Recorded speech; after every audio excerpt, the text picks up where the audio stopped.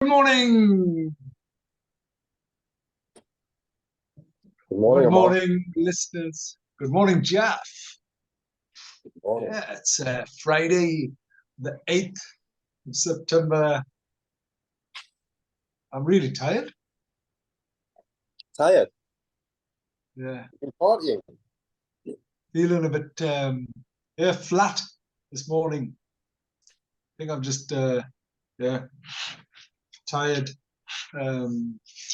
Just hard weeks, lots of training, getting ready. I'm quite excited for the Great North Run. In fact, I'm like really excited. I think it's really amazing that you're doing it. Yeah, I can't remember being this excited for it previously, having done it several times now. Yeah, I was saying to the good wife, exactly that. I was like, you know what? Really looking forward to it. I can't remember ever looking as forward as I am to it, and Hopefully, I don't feel like, I mean, I'm a lot older, right? I think it's probably, can't remember the last time I did it. Might have been like 17, maybe, so 6 years ago. mm, Um, I think. Yeah, I don't think I've done it. I can't remember doing it. Or maybe 2018. Anyway, it's at least 5 or 6 years since I've done it, and um, and I was a lot younger, and I feel as if I was a lot fitter then. mm. Um, so let's see. But it's meant to be a heat wave. We've had the worst summer, so I've been practicing. Like, I remember And a couple of times getting up and going and actually really struggling because it was that cold in the morning. So I was like, yeah, as in running around outside because I get up early anyway. But anyway, good morning, listeners. Good morning, viewers. You're listening to Ammar and Jaff. live on our weekly radio show right here on Spice FM. And each week we bring some views, news, and one or two clues from the business world. Asian Business Connections aims to connect, support, and promote the Asian and wider communities. And we'll be talking Shopify literally, not just corner shops. Whether you're looking to start a business, have an existing business, or you just want to talk business, we can help. We can, we can. You look a bit like laid back. Sit up straight. Stand to attention. Don't slouch. I'm kind of sat on a sofa now because I wanted to be in Jasmine. So and we have cleaners in who are doing a bit of cleaning up, so I don't want to stay away from the noise. So I'm just sat in the reception. Fair enough. Are they in your office? No, they're just in the restaurant. Fair enough. And why are you in Jasmine? Just just tidying up a few little loose ends here. So been away in London, I'm out for a couple of days last week. Have you? Earlier on in the week, yeah. So I got back, and when you go away and you come back to a mountain of work, so you just have to go around and try and keep on top of everything. Good, good. But London is How was London? is vibrant. Is It's it? vibrant, back to its old self. So unless there's any kind of ridiculous plans that they might that they may have in terms of, I don't know, we've been hearing rumors that the mask might be coming back and this and that nonsense. But other than that, I think it just felt so vibrant, back to its good old self, which was really nice to see. And Good. London is just, it's got that amazing vibe, hasn't it? The capital of Yeah. the world. You've got the tourists. I mean, I did notice a hell of a lot of people from the Indian subcontinent, not British Asians, but visitors from the Indian subcontinent. I noticed a lot of people in the kind of the main parts, the areas, the hub or the touristy areas, there was a lot of people from the Indian subcontinent that maybe have come into the country, or is it because it could be the students, it could be just India being such a vibrant economy now. They're spending they may take over from the Arabs. I don't know. Coming into London and spending all their money. But I definitely saw something a bit different. Yeah, it's probably a combination of everything that you've just mentioned, Jeff. Yeah. Yeah, interestingly, it probably is anyway, let's just put this lovely picture that makes me chuckle every single time of the year. Let's just display that. Yeah, I think London. I'm down there in a couple of weeks' time, just there for the day and back. Um, Actually, if you're around, you're very, very welcome. It'd be nice for you too. We're going to the Indian High Commission and then the House of Lords for Sharon's doing something on the 20th, if you fancy it. Let's see, I'm not sure what my movements are. Anyway, okay. And then the week after it's the Yorkshire Awards. So do you just want to go down on the Thursday and come back? Yorkshire Awards. Yorkshire Awards, yeah. Me and you. Yeah, let's do it. Is that what we did last year, Amor? Or was that something else? I think so. I don't know. Yeah. Was that something else? Did we go somewhere last year? Was it not some kind of a restaurant awards that we went to? Oh, that was a curry award. Yeah. Yeah, no, this is the Northern Asian Power Award. Okay. Anyway, so London, I think I mean, where India and London is concerned, or India and the UK is concerned, don't forget that our Prime Minister is of Indian heritage. And in fact, is in India right now, meeting with Modi, Mm-hmm. and you can appreciate the type of relationship that they have, between the two. So naturally, India will be a top priority for the UK, won't it? Is what it will be.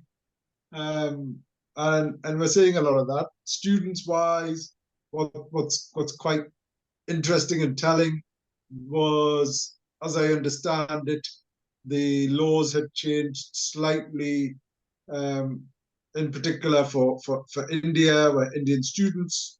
So was probably seeing a far more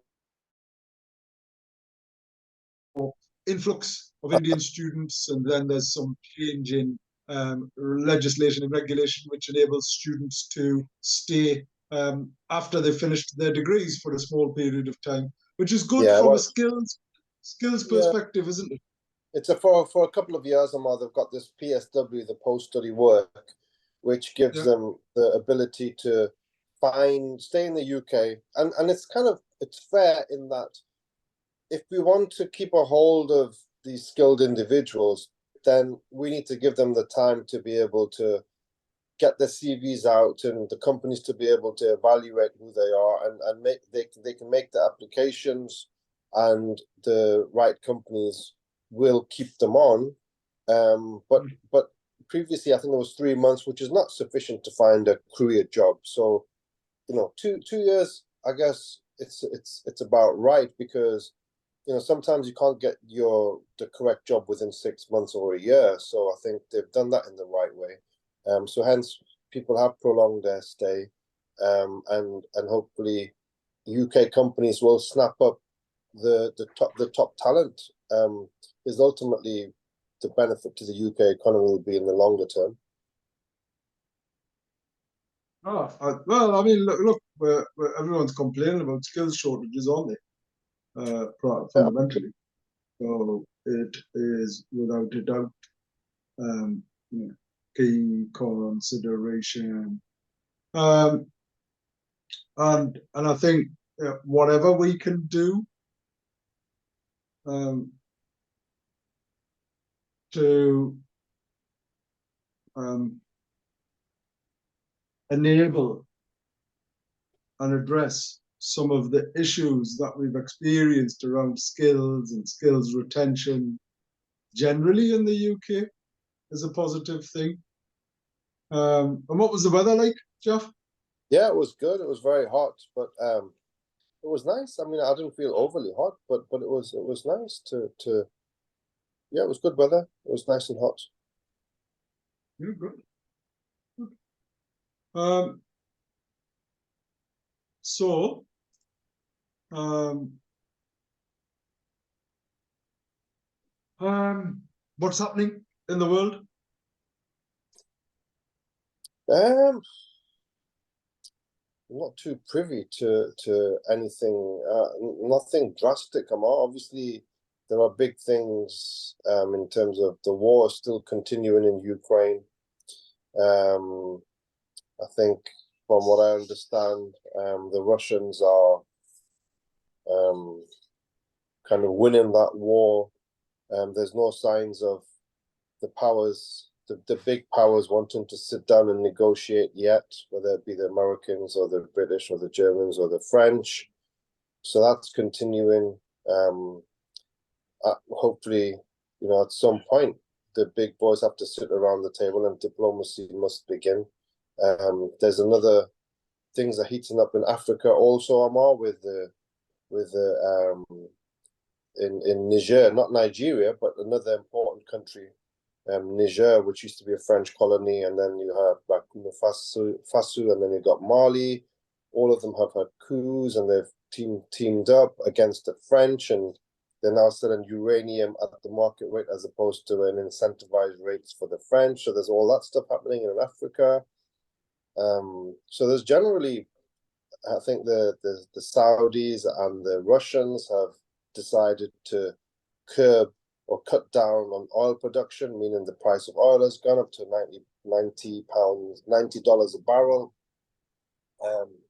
which will have an impact on us, I'm sure, if it sustains itself in terms of the price at the pumps and A, B, C, and D. So there is always things happening in the worldwide economy. I was with a taxi driver yesterday, and interestingly, I had to take a taxi from the city centre to Silverlink. And as I was about to get out the taxi, and I had my card in my hand, and he said, "Oh, I don't accept any cards." So I said, "Oh dear, I said I really appreciate the fact that you don't, but unfortunately, I don't have any cash with me." So he had to take me to a cash point tomorrow, and by the time he got me to a cash point, that took an extra 20 minutes. And he was kind enough to say that, "Oh, well, I'm not going to charge you for taking me to a cash point.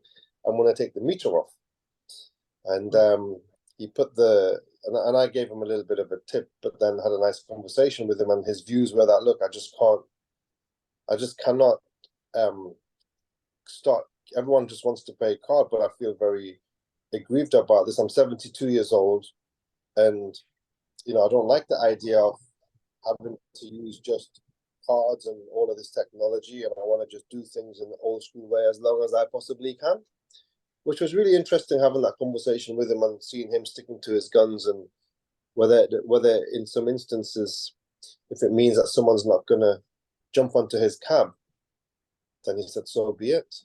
And he had some experiences. He lives in Washington, with certain high street banks closing in the village, and him deciding to close bank accounts, and banks making it difficult, and A, B, C, and D. So there's all that kind of stuff going on about evolution of technology and the impact on kind of every single person, I guess, in society. So that's kind of the broader things happening that is going to impact everybody. But that's the macroeconomic position, I guess, this week or last week or the last few weeks or few months. Amazing. I think it's important that we recognize some of the issues and challenges associated with this shift towards a distinctly different society. I think the fact of the matter is, Jeff, you're fortunate to be able to have a bank account, right? There's actually lots of people out there who struggle, for whatever reason, and or struggle with the technology. I mean, in particular, it feels as if you are less well-to-do, right? So you have less money, and or you're slightly older generation, so you're not with the technology, and learning new things are a bit challenging. One of the biggest issues affecting society generally is dementia, right? Right. So Okay. combine all of those things, and you're taking away like the opportunity to pay for things with cash, right? You're taking away parking machines. You're taking away, sorry, we take no cash here. Yeah, and actually, who primarily uses cash? Older generation and those that are more deprived, Mm. right? Because Yeah. if you're more deprived, you can't afford to even your bank to even charge you, X amount per transaction or X amount, to put money in and put money out. So what's the best thing you can do? You just pay with cash, isn't it? Mm. I'm not saying that that is exclusively the case. I'm just highlighting that it's those that are less well off that seem to be more penalized. Yeah. Yeah. It's a very difficult one. I think in London certainly the trend is you go to most places and they have signs no cash, no cash, no cash. Yeah. Well, and actually there was a question around that, Jeff, around there was in fact a question around um, is it legal? And as I understand it, it is actually illegal, right, for organizations and individuals to refuse to take cash. Mm. Because it's still legal tender. But, well, only because, but are you really going to take people to court to enable that to happen? I can bet you no one's going to be going after them for breaking that particular law. Yeah, not particularly, but anyway, it's interesting. We've also hopefully got talking about the Great North Run. I wanted to do a bit of a feature on the Great North Run, and just on a more positive vibe. Doc Annan's going to be joining us at 1:45 because he's going to bring on. He's introducing a doctor. To us, Dr. Munjala Dariwal, who, let me read this out. The name of the group that Dr. Dariwal has created is Scrambled Legs, right?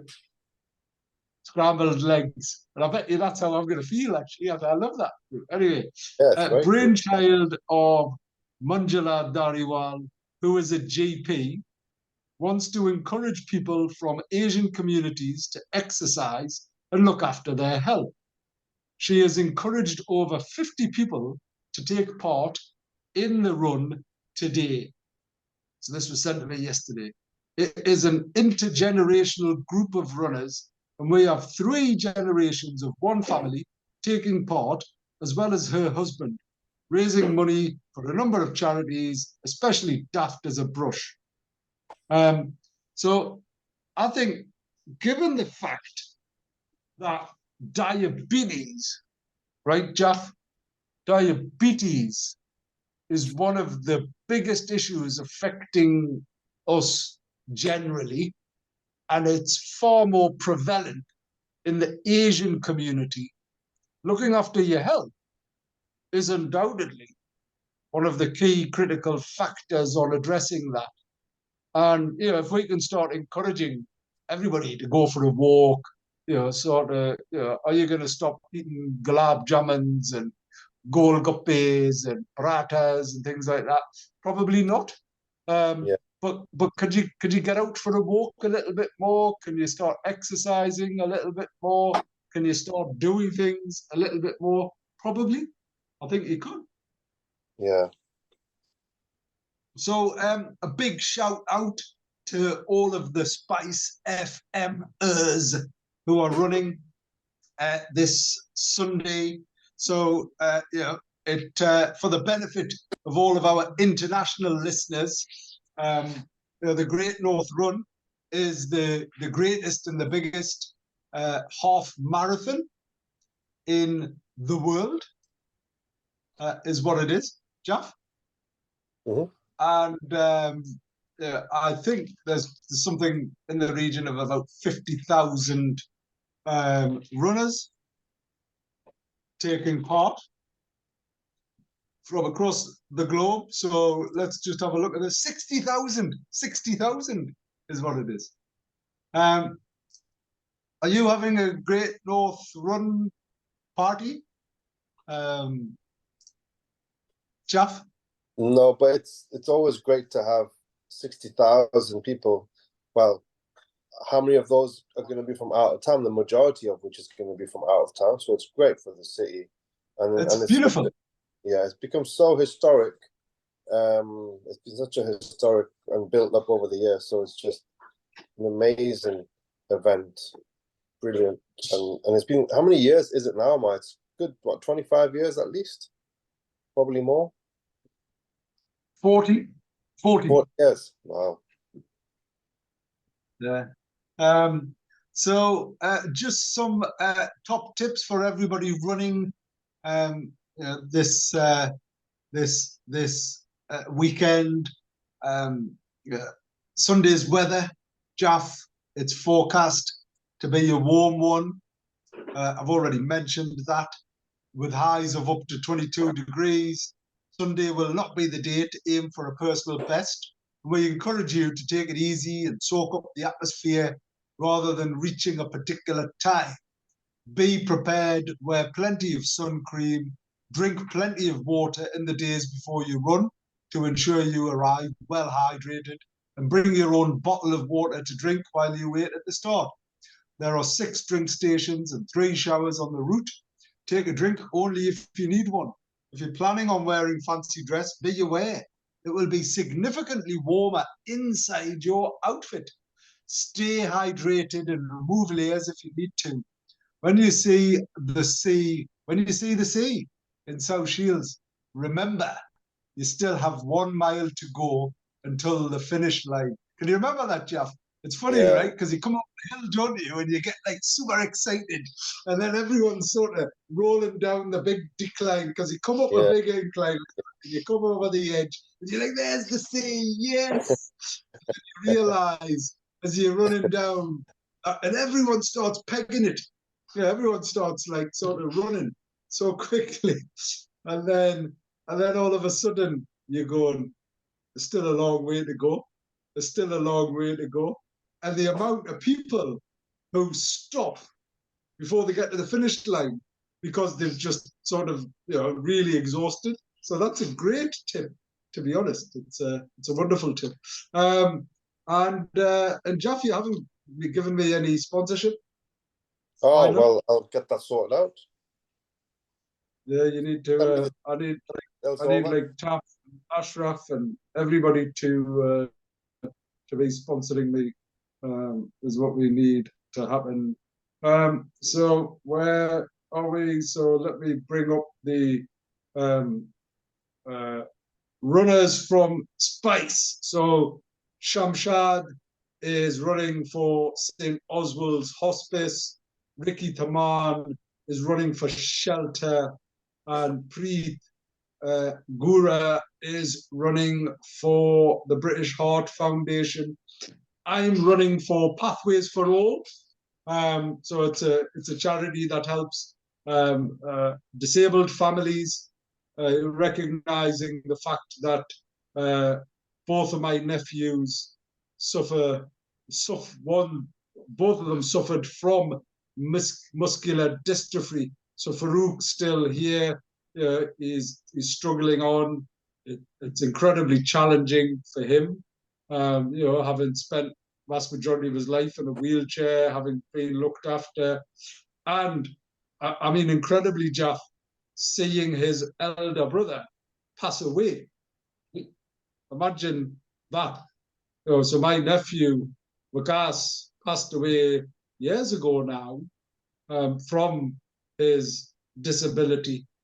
And it was horrific because when both of these young boys, Wakas and Farouk, were born, we grew up with them. And they were such fun-loving, carefree kids, running around, doing everything normal. And then all of a sudden to be struck down and, found with muscular dystrophy and gone from being a normal, sort of child running and doing whatever to ending up in wheelchairs. But then you being the younger sibling, right? And seeing your brother deteriorate and pass away, how horrific is that to live with, to contend with? It's so heartrending. So, first-hand experience of this. I mean, both fortunately and unfortunately, and for a number of reasons, Farouk probably, and family, so my sister and brother-in-law, haven't necessarily had the opportunity to work with external support. So they might get caring support, but they have looked after him, wholly. So that's all their lives revolved around. Whereas Pathways for All, provide some respite, provide holidays and trips and all of these things. So it's great to recognize these smaller charities as well, particularly when it comes to the Northeast. So a real pleasure, to be supporting this charity, trying to do everything to just raise a few pennies. So please, if anybody's listening, we'll share the link with the video. We'll share the link on our Spice FM. But if you log on to Nthew's funding platform and just do a search for Ammar Mirza or Pathways for All and just give a few pennies, I'd be incredibly grateful. So we mentioned Dr. Manjula was joining us. So let's see if Dr. Manjula is here. And here we are. Dr. Manjula. Hello. And Doc. Yes, I'm here Double too. Doc. Hello. Hello, double docs. Double doctor? Is that right? You got two doctors, two for the price of one. Buy one, get one free. Given the fact that I'm not paying, it's two for free, isn't it? Is what it is. But yeah, very warm welcome. You're slightly ahead of schedule, which is a great thing. Yes, and quite unusual. I'm always on time. Great. Well, I mean, we had you scheduled in for 10:45, but yes, 10:30 is great. Be around when you need us, so we are ready for you. Anand was here, so he said, yeah. So this lady is doing something very, very unusual, and she'll tell you rather than me. What she's doing, and she has for 30 years and more been talking to people and collecting them. She first trained as a gynecologist to go back to India, etc., obstetrician, but then she decided that humans are more important, which is a lovely part. She works in Sunderland as a GP, but many people who can't get appointments with their own GP or who want to check up, ring her. Like she's the guru. Her word is final. I met her 35 years ago in the Hindu temple, doing something for Red Cross, Oxfam, and I thought, wow. So she's a wonderful immigrant, which I respect tremendously, and she reaches out to people about their health. So you can tell how you got into this. What do you call the group? This group, we call it Scrambled Legs. Scrambled Legs. Because we got people from age 21 to 69, and a lot of us are actually scrambled legs, but we still keep them going. That's the most important thing. They're still going. So yes, So I think, as I said, as Anand said, I've been a GP for like 23 years. I've been in this country nearly 40 years. So I've lived here longer than what I've lived in India. So definitely, as he says, great immigrant. I've always wanted to look at health and fitness as a thing. And because gynecology was quite a small specialty, I thought I need to be broader than that. So general practice sounded more appealing.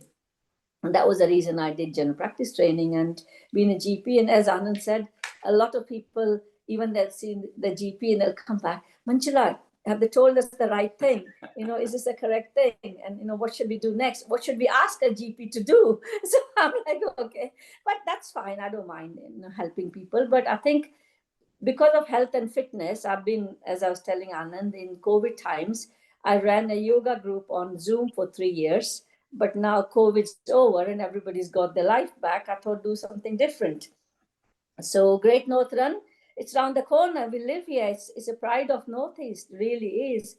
And I thought, look, why not get people to do Great North Run this year?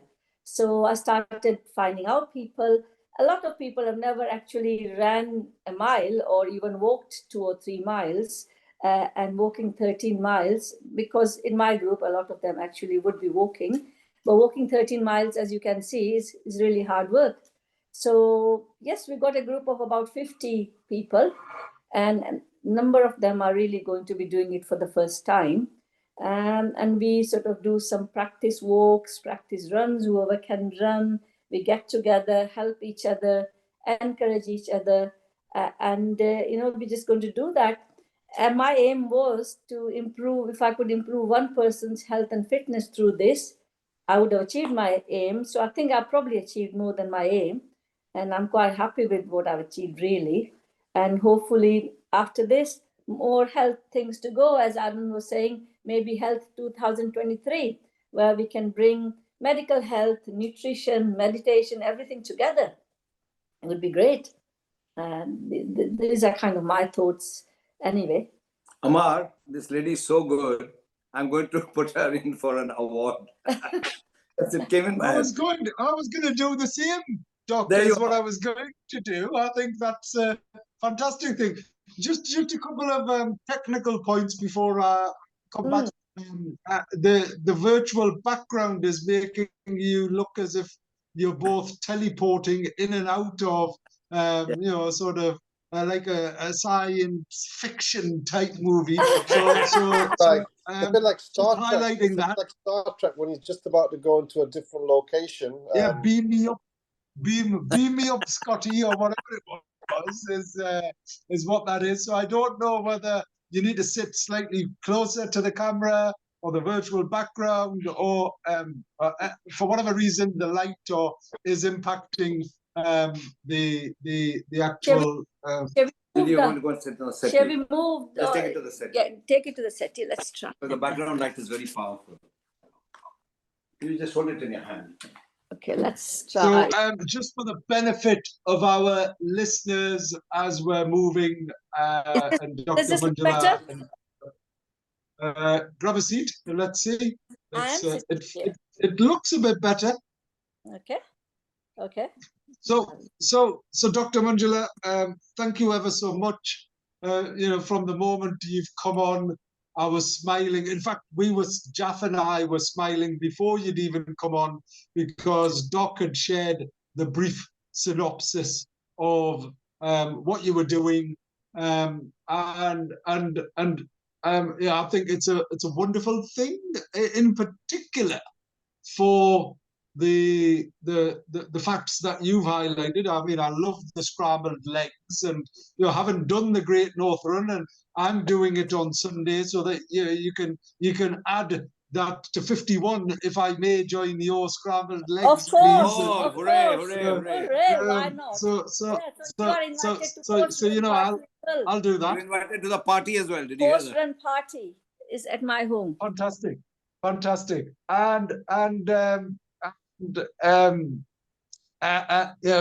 what I was saying to Jaff is that the biggest challenges affecting the health service right now, things like diabetes, obesity, and things like that, Absolutely. which are And I far think more South prevalent. Asians also get heart, it's not just diabetes, heart attacks.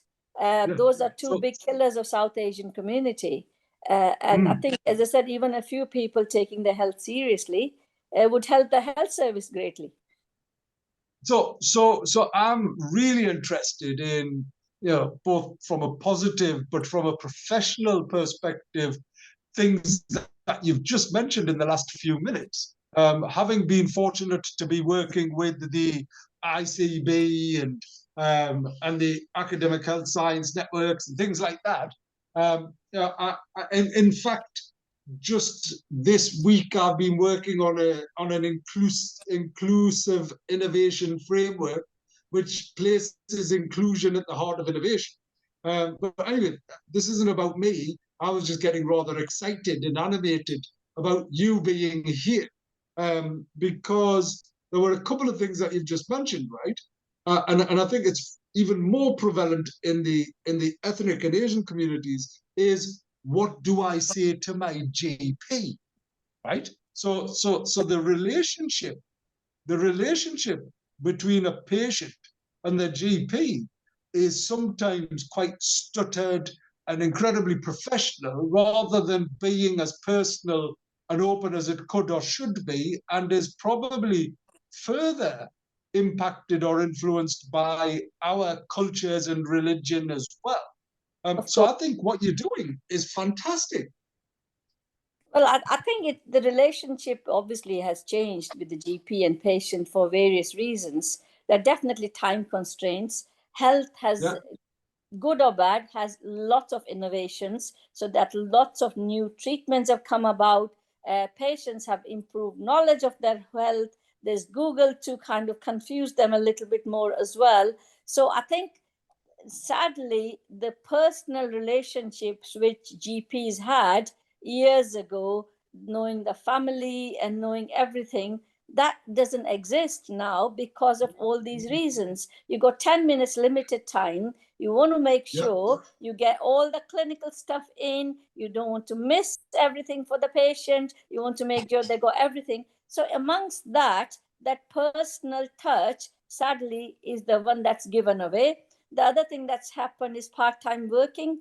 Most GPs work part-time because they just can't work full-time because the stresses are so much and there isn't time to do that. So I think that, I mean, having been a GP for 23 years, I've seen a lot of changes myself with all that, but that's always there.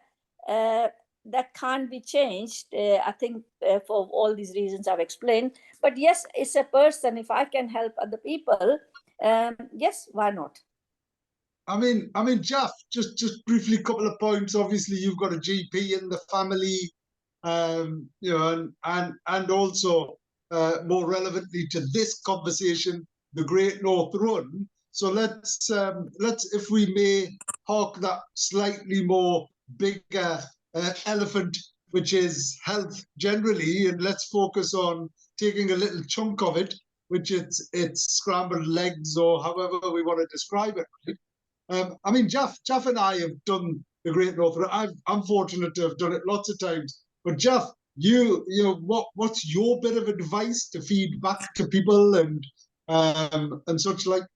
I think The atmosphere is great. I've done 11 years ago once. My husband, as it happens, he's a pro. It's his 20th Great North Run as a wow. GP, and he's done 4 marathons. So he's obviously a different league from me. I just do, I just do little things, but certainly the atmosphere is great. Have fun on the day. Most important thing, the people lining the streets. It just really warms your heart so much. It's just really, really good fun. Have fun on the day. That's my big thing, to have a look on the day. Obviously, it's going to be a hot day this time. So we all hope that we drink lots of water. And there are about 6 places where there's going to be water supplied, 3 places where you're going to get showers if you really are hot. There are plenty of health places. So if you feel unwell, please, please, please go there. It's not about what time you're going to get there. It's about getting there. So just think, don't even think about the time. Just say, yes, we're going to get there. That's the most important thing. And we're going to have fun together. That's kind of really, I would say to people, just, enjoy the day, enjoy the moment, take your time. Don't think too much, what's going to be my time, and think of the next year, what you're going to be doing. I think that's great. Yeah. Yeah. I think I think that's great advice, and I think that's what it's all about. As you said, don't push if you're not an elite athlete. I think the time is not that important. So it's just a matter of enjoying the event, get to the finishing line, but avoid any type of big injuries by pushing yourself when you feel that your body is not ready to do so if you're not an elite athlete. So most importantly, yes, the mission is to finish and get a reasonable time, but enjoy the experience because it's something that will stay with you forever. And Dr. Manjula, you've mentioned you've got people from 29 to 69, is that right? 21 to 69, yeah. 21 to 69. So we got 3 generations. So 21-year-old is my niece's daughter, so my granddaughter, my own daughter, and me, myself, and my husband. So we got 3 generations going to be doing it this time. So that's going to be great fun. I think it's just the age is no bar to it. I mean, as we know, people in the 90s do it. So maybe, who knows, one day I might come and tell you that I'm in my 90s doing it. I hope so. I look forward to that. Yeah. And tell me, Doctor, are you planning to do it for a particular charity? Has anyone can we have a mention? Majority of my group are we going to do it for Daft as a Brush, because again, how it came about was it's a local charity quite close to my home where I live, and I found out it was started by one gentleman having passion to help people. He actually took it on single-handedly, and he's created this charity, and I thought that was a great achievement. Why not help them? So majority of my runners are doing it through Draft as a Brush. They're helping them. Wonderful. We'll give them a big shout out as well.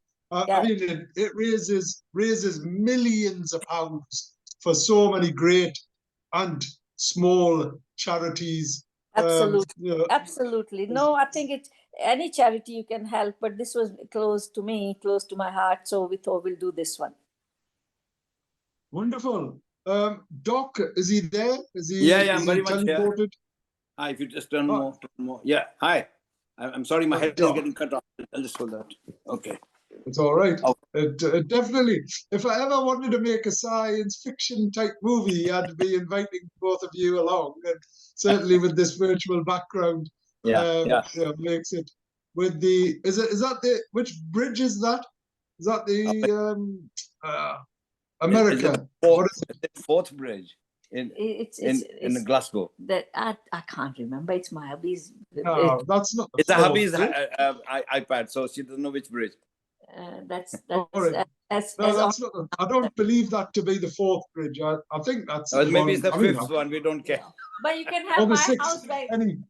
Doc's got my house background, so you can have that if you wanted. No, but this is a husband's iPad, and that's it. On a very serious note, Ammar, I went to 10 Downing Street. Rishi had just come back, so we couldn't meet him. But the health secretary was talking about beds, waiting lists, money. I just grabbed him. I said, give me 20 seconds. I'm a GP with no waiting lists. You don't talk about general practice because you're scared. Why don't you talk about general practice? This is my card. If there's any think tank I could support, here you are. That's it. Because, it's always beds, hospitals, waiting list, beds, hospital, waiting list. Nothing to do with general practice, which sadly is not the same as Manjula is pointing out. I enjoyed every moment of my practice. I lived upstairs. English people are very polite. You can live upstairs and nobody bothers you. I was there 37 years. And we didn't have waiting lists. We had computers. We did all the technical, but the most important thing about general practice is the personal relationship. And if you don't have that, the patients lose out, but the doctor also loses out. They get stressed. I never got stressed. I enjoyed every moment. And you're absolutely right. And I think this is a nobody talks about good things GPs do. Whenever you hear in the press, it's all about GP slagging. We can't get GP appointment. And, so many patients come to you and say, thank you very much, doctor. And I'd say to them sometimes, if you Go to the think press. we've done well, can you, write a line or two? But if things go well, people would just come and say thank you to you, but nobody would write about it. Whereas if things go wrong, you'll have letters about it. Yeah. So I think that's a human tendency. And I was just about to say all of that. I think a couple of things. I think this is a slightly bigger, deeper, separate debate. And I'm very, very interested in it. And I absolutely agree with you. Unfortunately, people always look at generally what you haven't done or what they haven't got, as opposed to all of the times they have, right? Absolutely. It's just a human nature. Yeah. Secondly, if we can help, and it's not about fixing, right? Because immediately that sort of suggests that it's all broken and there's a significant problem. If we can help improve, right? If we can help make things better, I think primary care is where we should be supporting and promoting and dealing with in the first instance. Because if we can get primary and social care right, it then starts having a bigger and better impact on waiting Secondary, beds, tertiary. availability. Of course it will have, It's- but the difficulty is people who are actually on the ground, they don't get listened to. If the managers make rules, make decisions, and the decisions when they're made by government managers who actually don't know the issues, that's where things go wrong. Yep, sure. And I don't know how to sort that out. I'll just give you one very little example. Now it's gone years now. Walking centers. When they were talking about making walking centers, the GPs who work on the ground said, well, look, give us more money, we will see our own patient, we'll create capacity. But the government didn't like that idea at all, created these walking centers. What happens? Patients get confused whether to phone 111, whether to go to walking center, whether to go to minor injuries unit. In the end, they go to all these places and then 4 days later still want a GP appointment. So I think I've seen it happen over the years, and I know I can't make that change because I'm only the last person in the thing to make the change. But those are little things which just make unnecessary services which are not really required. But the services which are required, you don't get them. That's the biggest problem. I mean, another bugbear is the long COVID clinics. When there's already a tropical disease consultant there, when there's already a chronic fatigue syndrome clinic there, why are we creating a service, giving that service so much big pot of money where that money could be used somewhere else better? I think one thing that and this is why I'm saying I think this is a slightly separate, bigger ocean to boil. I totally agree think- with you, and we can't fix it. I think I've accepted that I can't fix it. I can only fix what I can. But you can make a contribution towards it. So what we need is more people like you, Dr. Manjula, and Doc, and those professionals that are passionate about their work and are doing extracurricular like scrambled legs and trying to do things in a fun, engaging, and educational way. And we need more of that. We need more of that. Of course. So let's have I'm just up the road from you, Doc.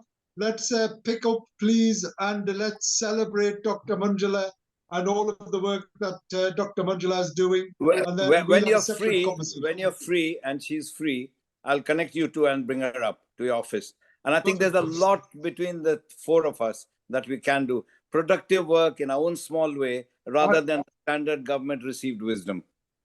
Well, we've got, so the links that you're talking about and Dr. Manjula is referring to, we have a relationship with. So I think we can have a conversation. It's a very fortunate meeting what we're having now. Well, that will be excellent. Okay. But by all means, and it's not just a joke, serious, post-run, 4 Grand Park Road, 7 o'clock, you are cordially invited. definitely for post-run party. I'll send him the details. Yeah. And give me the date. With my scrambled legs, obviously. Of You course. get scrambled eggs to eat. No, That's very kind. I'm a total vegetarian, so no scrambled You get eggs. scrambled eggs to eat. No. It'll be chana bhaturas instead. Okay. Oh, we love baturas and all of that as well. So that's very kind. Well, anyway, thank you, Dr. Manjula. Thank you very much. Thank you for taking the time out. Really appreciate. Thank you very much. And lovely chatting to you. Thank you. Thank And you. you too. And you Good luck too. on the Thank front. you. And there we have it, Dr. Manjula and Doc, incredibly passionate, talking about the Great North Run.